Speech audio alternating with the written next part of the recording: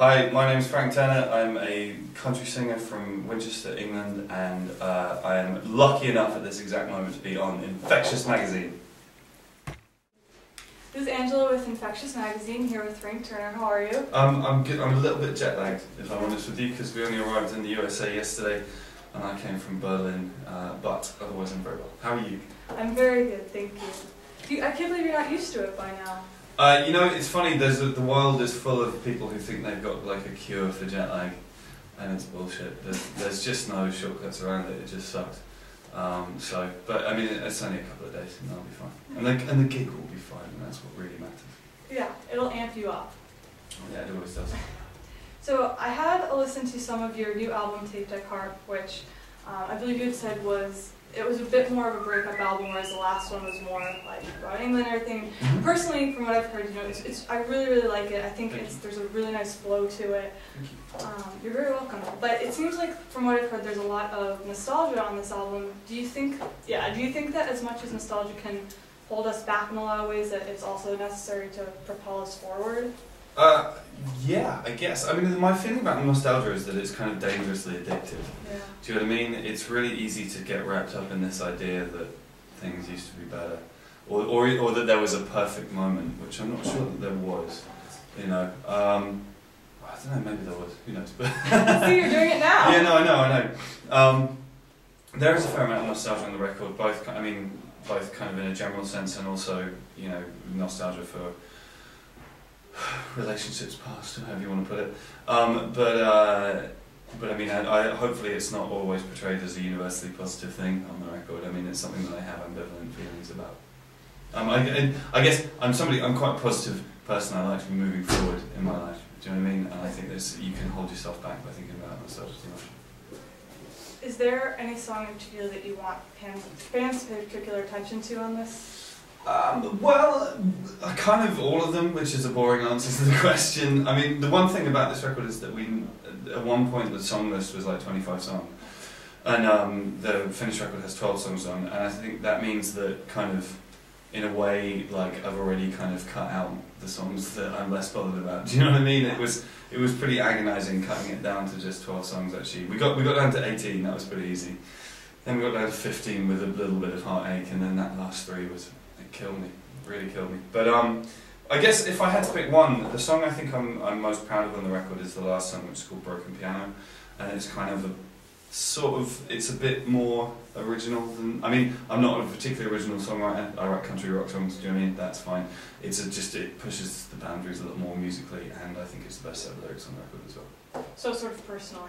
Yeah, and I mean the last line of the song, which is the last song of the record, which is very deliberate that it's at that place on the track listing, and it's kind of and the artwork for the album, which we haven't finished yet, but it's kind of picked out, you know, and it's a sinner amongst saved men on the banks of the muddy Thames, and it kind of sort of, I mean, I couldn't really tell you why, but it just seems to really kind of pick up the whole record and wrap it up nicely. I'm glad you paid attention to that, because sometimes when you listen to an album through, you feel like it just doesn't have a solid ending point. You know, it doesn't feel like closure. Seems like a silly word to use as an album, but yeah, no, I mean absolutely. I spend quite sort of deranged amounts of time thinking about details like that. I mean, another one for me that I spend forever thinking about is what the first sound you hear when you press play on a record is. You know, so like on my first record, it opens the vocals and acoustic guitar, and then the whole song is just vocals and acoustic guitar. Second record starts vocals and acoustic guitar, and then ends up with every possible instrument under the sun, which was kind of, you know, there was a point in that. The third record starts with hi-hat and piano, so that was like, this is a band record. Fourth record starts with horns, which was just a whole different thing. And then this one starts with vocals and guitar, and then gets really heavy really quickly. And so I spend a lot of time thinking about that kind of shit. Apparently, wow, that's really cool though. I like that. Because I think it's really important. It's a gesture of intention. Yeah. You know, what the first thing you hear when you hear a record, it really kind of sets the mood. First impressions count, I think, is what I say. So there are also some themes that I think I noticed, sort of others saving us from ourselves. Being on the road so much and being in the type of industry that you are, do you ever feel that pull between, you know, just touring, home life, keeping yourself happy, fans happy, family happy, and you know, how do you just balance that? Keep saying it. Yeah. Still working on it. There's a fine question for you right there. I mean, I certainly feel a big conflict in myself and my personality between, I guess, homesickness and wanderlust, to the two kind of poles, you know. And many of the days when I'm away, because I'm away most of the year, you know, and I spend a lot of time wishing I was at home, and then it never takes more than 48 hours to start climbing up the walls when I get back to London, you know. So that's a conflict, and yeah, I mean, I do something that I've actually started having to do lately. This is difficult for me to talk about because I feel like I stray into territory of possibly sounding like a dickhead. So, like, scream, put your hands up like that if I start sounding dick. No, it's just, I kind of, you know, my email address is public domain, and I think that's important. I keep it that way, and I try and kind of always hang out after shows and that kind of thing, and I've always done that since I started. And I think it's important because it's a sort of ideological thing more than anything else, you know, it kind of demonstrates, hopefully, that I don't consider myself different from the people who come to my shows, you know, and that that whole kind of sort of arrogant rock star, sort of separate class thing is just of no interest to me. I don't feel like that, and I don't want to be that. Having said that, the level of success and stuff at the moment is kind of reaching a point where I am slightly having to kind of concentrate a little bit more on making time for myself, because I could literally spend all day, every day, answering emails and doing favours for people and all that kind of thing, and I need to kind of make sure I don't go insane, basically. I mean, I'm not going to take my email address down, I'm not going to stop doing that kind of thing, but I just kind of, yeah, there are moments lately where I've had to really kind of concentrate on kind of not completely subsuming myself in my career. I don't think there's anything wrong with that. I think that one of the things that even makes you stand apart is that you like, even, you know, on your website, you're talking to your fans or the shows, and I think that that's really, really important. I think it's impressive that you've been able to maintain it this far. Yeah, I mean, it's funny, people at kind of record labels and management level have been telling me that I'm going to have to wrap that up for years, and it's always not been true. Do you know what I mean? Oh, well, with how things are going now, they said after my second record, you won't be able to do this anymore. And of course, I have been able to, and it's been fine. And I will keep it going. I think it's really important, but yeah, I guess what I'm trying to say is just personally, I just occasionally need to kind of take 5 minutes to sit in a small room and just read a book or something and just put my fucking phone down, you know, or whatever, and stop just communicating incessantly. Do you read a lot? I love book recommendations. I try to, yeah, I mean, I read a lot of history, and a fair amount of kind of economics as well. That's my other thing. Do we want a book recommendation? Of course I do, yeah, I love reading. I read a book lately called The Rational Optimist by Matt Ridley, which is just kind of one of those kind of politics and philosophy and economics books that just kind of has such a refreshingly original take on the world, and it really just kind of turned my head on a lot of stuff, and I really enjoyed it. That's awesome. I'll check it out. I like something good to think about. So you spoke about the inspiration behind I Still Believe, having been playing these shows in China, right? Yeah. How rock and roll is this new concept, sort of. So do you think that music can continue to reinvent itself in places like the UK or the US to the point where it will ever reach that level of excitement again? Or do you think that's an interesting question. Because, I mean, of course, cyclically you get something like, I mean, the obvious example that springs to mind is punk rock arriving, or, you know, hip-hop in New York or whatever in the early 80s. But, I mean, I'm not sure that's quite the same thing as what's happened in China. Do you know what I mean? It's similar, but it's not quite the same. I guess perhaps every culture only really gets one Bill Haley in the Comets kind of moment in time. Do you know what I mean? It's scary. Yeah, but then, I mean, I don't know, I guess on some level, sure, but I mean, this is where I get off the nostalgia train, is that, you know, I wasn't there in '76 and I wasn't there in 1950, and I'm not going to try and spend my life pretending that I was or trying to recapture that. I'd rather kind of find my own excitement in what's happening now. And in a slightly less dramatic way, you know, the world of music journalism is full of people declaring that guitar music is dead or rock music is dead or whatever every couple of years, and it's always just utterly tedious bullshit. You know, and it's just... I think the thing that annoys me about it is that what those articles actually mean is I'm bored of guitar music or whatever, which is a totally legitimate thing to say, but really, do you really have to project your opinions into some kind of epochal artistic change every time you think of something in your head? Do you know what I mean? It's just kind of fucking irritating.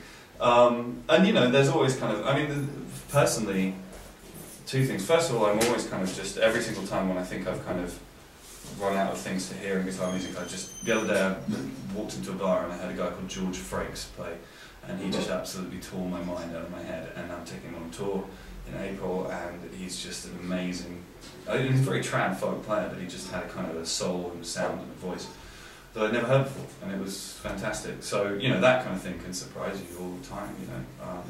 There's always stuff out there. I also think it's kind of interesting, I think that the idea of rock and roll, or punk rock or whatever, having kind of like becoming a bit more like traditional folk music is an interesting musicological change. God damn it, this is an interesting conversation. But just, you know, in the way that like the whole thing about folk music as a concept was there was a body of work that people drew on. And then rock music was very different from that because it's this brand new, super exciting idea that didn't have a transgenerational element to it.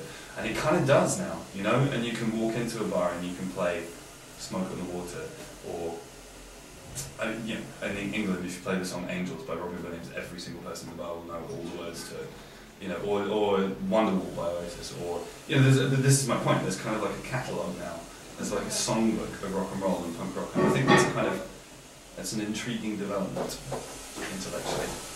Now you can write a book about that one.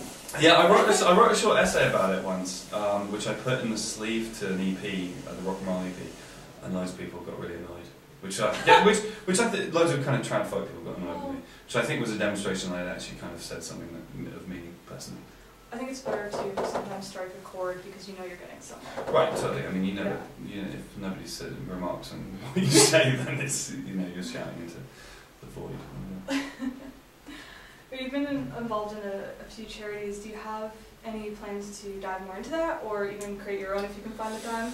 Yeah, I kind of, I'm kind of caught in between a rock and a hard place on the charity thing, just in the sense that as a British person, it's a very kind of important part of our kind of cultural makeup that one should not be seen to do charity. Not as in you should hide it, but as in it should never be a self-promoting thing to be involved in charity. So, but that's on the one hand. On the other hand, the fact that lots of people follow me on Twitter or Facebook or whatever, or will come out to shows, is a tool that can be used to generate money for good causes. And it would be churlish of me to just ignore that.